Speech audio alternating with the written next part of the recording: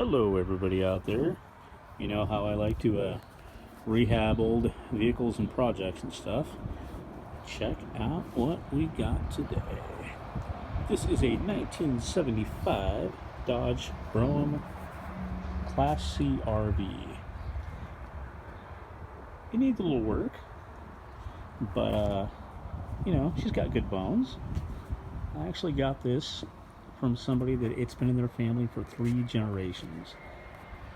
The lady I bought it from remembers her grandma and grandpa taking trips on it, and then her folks took trips in it with them, and then she had lived in it with her husband for a couple of years, so it was used a lot. I mean, it got a lot of use.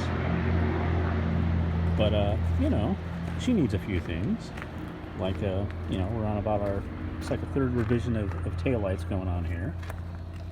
Which is to be expected of something this old.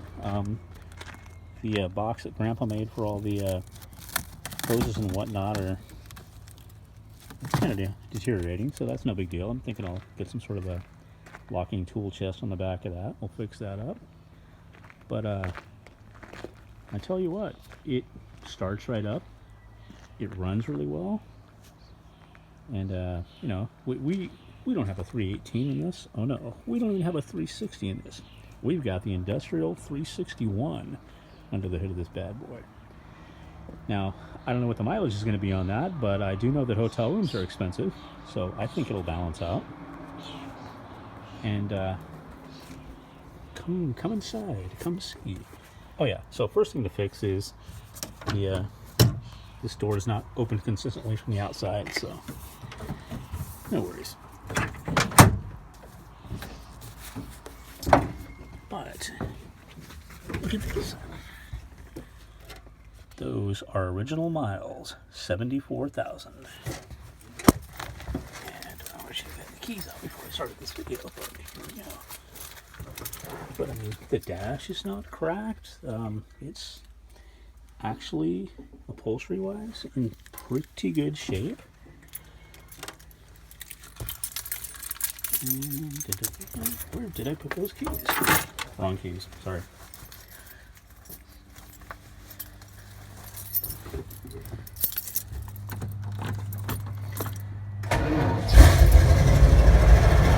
How about that, huh? That good old Mopar gear reduction starter noise. It always made them sound like they were running dead. But all the old Dodges sound like that. Ask around, ask the Mopar guys, they'll tell you.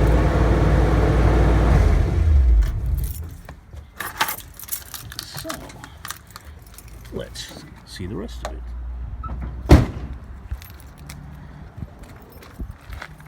It's got a couple water leaks that we're going to have to address, which, and a little something sticking out there. No problem, we can fix that. Ah, look at that orange shag carpet. Yeah, does that take you back to your childhood in the 70s or not? So, we've got lots of very brown overhead storage, this thing is very much a product of its era, I mean, you get in this thing and you're just right there in the 70s. I mean, you can almost feel the bell bottoms, This folds out into a bed. This is where we've got a little water damage on the roof that's making this cabinet fall down. That won't be too big a deal because I've looked underneath the just this cheap plywood stuff, and there's nothing structural. It's just this thin crap kind of gave way. So, that's the back door slamming on me. Yikes. We've got a sink. We've got a stove. We've got a refrigerator that does work. It was plugged in when I went to go look at it. That's where a furnace should be, but there's not one there anymore, so I'm going to have to see what I'm going to do with that for heating. This also turns into a bed. It's a nice little dining area. Of course, more storage and all that good stuff. This also turns into a bed. This flips down, the cushions come out, and you've got another place to sleep. It sleeps 6. And but yeah, it needs some updating because orange. And we've even got We even got a little wee bathroom here. Look at this thing. Look at this. An actual flushing toilet, a little sink, a little shower. You know, you're meant to sit here and kind of get your shower as best you can while you're camping, I suppose. I mean, not a lot of room to change. I don't know where you would hang your clean clothes while you're getting the shower, so I'm not sure how that all works, but, you know, it's all there. And like I said, these people told me they had lived in it for a couple of years. And, yeah, you know, this was their grandparents, so I can tell they've got some attachment to this thing, so I feel really glad that I can get it back on the road and get it fixed up. I mean, it runs and drives great. I drove it from Albany. That was about 20 miles. Did not miss a beat. Threw 5 gallons of fresh gas in it. Started right up. Had no issues. All the gauges were fine. You know, good oil pressure, good temperature. So this is the next project. Actually, I was in the middle of closing this thing up because we're calling for a little bit of rain, and I've had it open so that it'll dry out. But first thing we're going to do is I'm going to pressure wash the outside of this thing on a hot day so I can see where every leak is, and then that'll give it every opportunity to dry out in the meantime.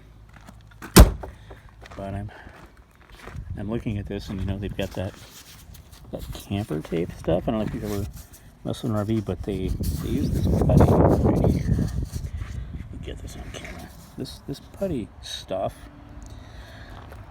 it comes on a roll. They put it in all the seams, and they lay down this trim on it, and that's basically what seals these things. Not so great, right? Not good for the long run, but I mean, okay, it's nearly 50 years old, I guess, so we can't complain too much. So basically what I'll be doing is I'll be taking off all of that beading and anything that needs to be sealed. We're going to be using silicone to reseal all that. It looks in pretty good shape. I don't see any holes in the tin or anything, but I do see a lot of lights that all probably need to be sealed and probably changed out to LEDs, so I'll never have to screw with them again. It's kind of my plan.